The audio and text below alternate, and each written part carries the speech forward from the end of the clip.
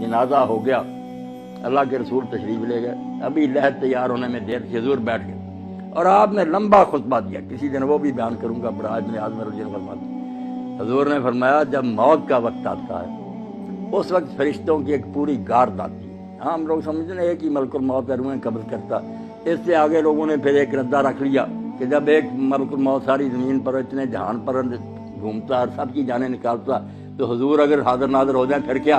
یہ ہمارے دوست کہتے ہیں یہ بات ہی غلط ہے۔ ایک ملک الموت کب جانے قبض کرتا؟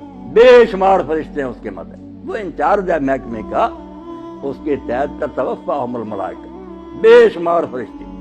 تو اللہ کے رسول نے فرمایا پورا دستہ، ایک انسپیکٹر ہوتا اس کے ماتحت سپاہی ہوتے، وہ آ کر اتنی دور بیٹھ جاتے ہیں جہاں تک مردے کی نظر جاتی ہے، وہ نہیں قریب آتے، باقی سب سپاہی بیٹھ جاتے ہیں۔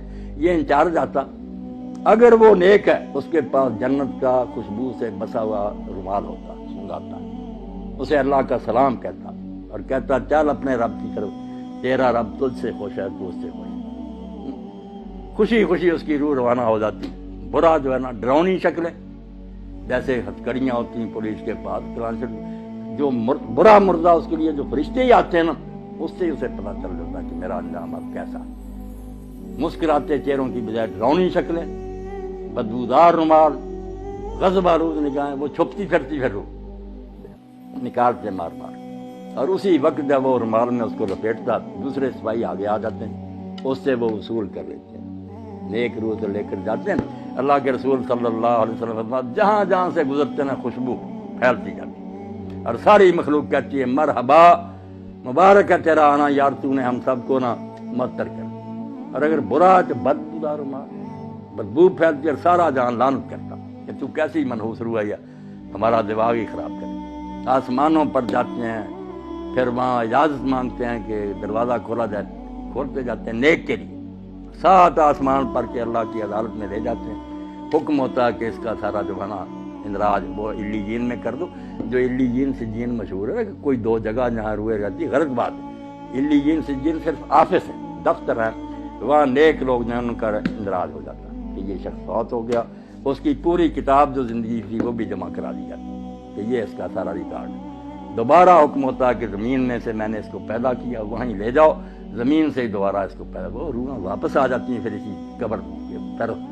برے کی روح لے کر جاتے ہیں، جب حضور صلی اللہ علیہ وسلم فرمایا، اللہ کہتا نہ آسمان کے دروازے نہ کھول، میرے دربار میں نہ دفع کرو، اس کو گار دو، اس کو 7ویں زمین کے نیچے پھینک دو، وہاں ہی رہ، وہاں سے نکالیں۔ لمبی حدیث ہے جو حضرت سے برا ابن عازم کا۔ نیک لوگوں کی روحیں خوشی میں ہوتی، کیسی پاک زندگی ان کی۔ حدیث پاک میں آتا ہے سنن ابن ماجہ کے، جب اس کو فرشتے آ کر حساب کے لیے کہتے ہیں نا کہ جواب دو ان سوالوں کا، تو منظر دکھایا جاتا ہے سورج غروب ہونے کا۔ جب وہ مردہ ہوش میں آتا ہے اور فرشتوں کے سوالوں کے جواب دینا چاہتا، دیکھتا ہے کہ سورج غروب ہو رہا ہے، عصر کا وقت بھی تنگ ہو گیا، تو وہ کہتا دعونی اصلی، مجھے ذرا مہلت دو، میں نماز پڑھ لوں۔ وہ کہتے ہیں اللہ یار تو اسے کیا حساب لینا جس کو اس وقت بھی نماز یاد، مگر یہ حال ان کا ہی ہے نا جو زندگی میں نمازی رہے، جن کو یہاں کبھی خیال ہی نہیں آیا کہ نماز نامی شاید بھی مسلمان کا کوئی کام ہے، انہوں نے وہاں نماز کو کیا یاد کرنا۔ یہ سچا مومن اس وقت کہتا ہے دیکھتے ہوئے کہ سورج جا رہا، تو کہتا ہے یار سوالوں کے جواب دوں گا میں، پہلے مجھے نماز پڑھ، بڑا خوش ہوتے ہیں۔ اور جب سوال کرتے ہیں تیرا رب کون ہے، تیرا دین کیا ہے، تیرا نبی کون ہے، دیتا تو کہتے ہیں ہم پہلے ہی جانتے تھے، اس سے پوچھتے تو نے یہ، اس نے کہا میں اللہ کی کتاب پڑھتا تھا، قرآن سے مجھے سب پتا۔ تو کہتے ہیں ہمیں تیرے بارے میں یہی توقع ہے، سو جا، جیسے دلہن آرام سے سوتی ہے، اور روزانہ پھر اس کو جنت کا مقام دکھایا جاتا، ہر روز پردے ہٹا کے صبح شام وہ دیکھتا ہے کہ آخرت میں میرے لیے یہ تیار خوشیاں، جیسے مہمان خانے میں ریسٹ ہاؤس میں بیٹھے نا، وہاں دیکھتا ہے کہ میرے لیے یہ انعام ہے، خوشیاں ہی خوشیاں۔ اور دوسرے کو صبح شام جہنم دکھائی جاتی، جیسے پھانسی گھاٹ دکھایا جاتا کہ یہ ہے تیرے لیے، اب پھانسی گلے میں پڑنے، وہ بیچارہ پہلے ہی مرتا، مرنے سے پہلے روز مرتا کہ یہاں میں جانے والا ہوں۔ اللہ فرماتا ہے نار یعرضون علیہا غدوا، صبح و شام فرعون اور اس کی جماعت جہنم کے آگے سے گزارے جاتے، وہ دکھائی جاتی۔ اور یوم القیامت یردون الی اشد، جب قیامت کا دن ہوگا سچ مچ داخل ہو جائیں، یعنی مرنے سے پہلے ہی فرشتوں کے شکلوں اور رویوں سے ہی پتہ چل جاتا ہے کہ میرا عشر اب کیا ہے، اور بعد میں جو قبر میں جاتے ہی شروع ہو جاتا یا ایک سوال جو ہم لوگوں کو پریشان کرتا ہے کہ جب یہاں ہی سوال جواب ہوتے ہیں لوگوں کو ثواب عذاب ملنا شروع ہوتا ہے، قیامت میں پھر کیا ہوگا؟ جو کہتے ہیں حساب کتاب قیامت کو ہونا ہے، ادھر آپ بیان کر رہے ہیں کہ سوال جواب ہوتے ہیں اور ثواب و عذاب ہوتا، یہ بھی آپ لوگ سمجھدار ہیں، سمجھنے کی بات ہے، ورنہ پریشانی ہوتی ہے۔ آپ سارے لوگ واقف ہیں اس سے کہ ایک ہے حوالات کہ زیر تفتیش مجرم وہاں رکھے گا، ایک جوڈیشل جیل ہے کہ مقدمہ چلا، فیصلہ سنایا گیا، پھر جس وارڈ میں جانے کے وہ لائق ہے وہ سزا سنا دی گئی، اس کو بھیج دیا۔ جہنم ہے جوڈیشل جیل، پورا مقدمہ سماعت ہو کے کس قسم کا مجرم ہے کہاں بھیجا جائے، یہ قیامت کے دن ہوگا۔ اور یہ جو ہے یہ صرف سرسری بات پر، جیسے پاسپورٹ دیکھا، ویزا دیکھا، چلو ادھر اس کو بھیج، یہ صرف ایسے ہے کہ یہ مہمان خانے میں بیٹھے ہوئے ہیں، خوشیاں منا رہے ہیں کہ آخری دعوت ہمارے لیے یہ ہے، جنت دکھائی جاتی ہے، برے ڈر رہے ہیں۔ اب یہاں یہ بھی سوال پیدا ہوتا ہے کہ ساتھ ساتھ ہی کیوں نہیں معاملہ طے ہو جاتا؟ اللہ تعالیٰ کو صبر ابھی فیصلہ کر دے، اس کو جہنم بھیج دے، اس کو جنت۔ یہ کیوں ہے دو مرحلے کے؟ قبر میں صرف سرسری بات پرس ہے، آخرت میں پھر جہنم میں جنت ہے۔ یہ چیزیں آپ چونکہ پڑھے لکھے ہیں اور یہ چیزیں ضرور کی ہیں کہ عقیدہ جو آخرت کا اس کو سمجھا جائے۔ بات اصل میں یہ اور بڑی نازک بات ہے جو قرآن حدیث نے بتائی، توبہ توبہ ہم اس کی طرف دھیان نہیں کرتے کہ نیکی بدی وہ نہیں جو آپ نے مرنے تک کی، کھاتا آپ کا بند نہیں ہوا، آپ مر گئے کھاتا چلتا۔ یہ جب تک یہ کارخانہ سٹاپ نہیں نہ ہوتا، میزان نہیں لگ سکتی کہ میری نیکیاں کہاں کا اپنا اثر دکھایا، میری بری مثالوں نے کتنے لوگوں کو گمراہ کیا۔ یہ جب قیامت آئے گی نا، اس وقت ہوگا کہ ڈاکٹر صاحب نے کتنے لوگوں کو دین کی طرف رغبت دلائی، ان کی وجہ سے کتنے لوگ دیندار بنے، انہوں نے اپنی اولاد کو، یہ سارا حصہ قیامت کے دن نکلنا۔ اللہ کہتا ہے نکتب ما قدموا وآثارا، ہم وہ بھی لکھتے ہیں جو زندگی میں تم نے آگے بھیج دیا، اور وہ بھی لکھتے ہیں جو فٹ پرنٹس ہے، آپ کے قدموں کے نشان رہ گئے نا، اور لوگ اس پر چل رہے ہیں۔ اس لیے اللہ کے نبی علیہ السلام کی نیکیوں کا آپ اندازہ کریں۔ یہ جو ہم کہتے ہیں نا حضور کو یہ ثواب پہنچانا، یہ بہت بعد میں تنگ ذہن والوں نے نکالا۔ رسول اللہ کو پہنچانا کیا؟ جو نیکی امت کرتی ہے نا، میں نے قرآن پڑھا، نماز پڑھی، روزہ رکھا، ہر ایک امتی کے اس عمل میں سے ایک آپ کے کھاتے میں جا رہا ہے، صحابہ کے جا رہا ہے، اماموں، انہوں نے دین ہم تک پہنچایا۔ جو نیکی سکھائے گا، جتنے اس کے بعد جہاں تک وہ چلتی رہے گی اس کو ثواب ملے گا۔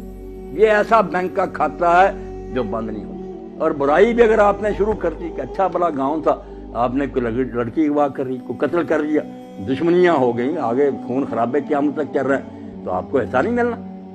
اگر ہٹلر نے جنگ عظیم لگا دی اور ساری مہنگائی ہوگی، دنیا مر گئی، تو اس کو ثواب مل سکتی ہے دنیا میں؟ کون سی عدالت تھی؟ اس کے پاس کتنی زندگیاں تھی کہ اس کو بار بار ایک ایک کے بدلے مرا، لاکھوں تو انسان مرے ہیں۔ اب قیامت کا دن چونکہ وہاں بار بار زندہ ہونا، بار بار مرنا، یہ عدالت نے سنا، اس کو اتنی بار پھانسی دی ہے۔ یہ بیچارے کہتے ہیں قانون کے مطابق اس کو دینی تو چاہیے مگر دے نہیں سکتے، وہاں سچ مچ جیت جائے گی۔ تو یہ نیکی اور بدی کا جو لمبا چوڑا تصور ہے کہ نیکیاں بھی جہاں جہاں جا رہی ہیں، یہ بھی آپ کے کھاتے میں پڑی۔ اسی لیے اللہ کے رسول علیہ السلام فرماتے ہیں آدم کا پہلا بیٹا جس نے اپنے بھائی کو قتل کیا، اب جب قتل ہوتا ایک گناہ اس کے کھاتے میں اور قتل کا پڑتا جاتا کہ تو نے یہ سننا شروع کی۔ اگر یہ بد رسم تو شروع نہ کرتا تو کیوں انسانوں میں قتل؟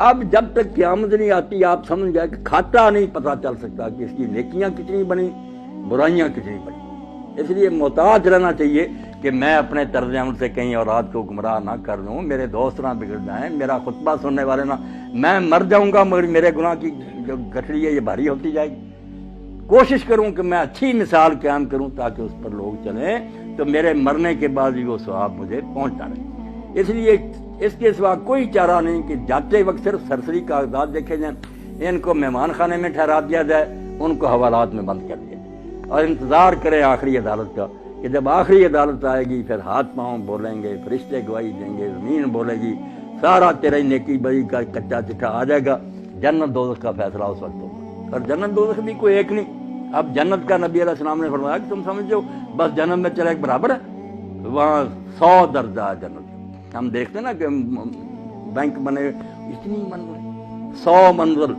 اور منزل بھی اتنی دور، فرمایا یہ زمین ہے جتنی دور آسمان ہے وہاں دوسری جنت، اتنی دور ہی پھر تیسری جنت، 100 آسمان زمین جو ہے اتنے ہیں، اور سب سے آخری جو ہے وہ فردوس ہے، سب سے آخری، جس میں اللہ کے رسول نے فرمایا اس کی جو چھت ہے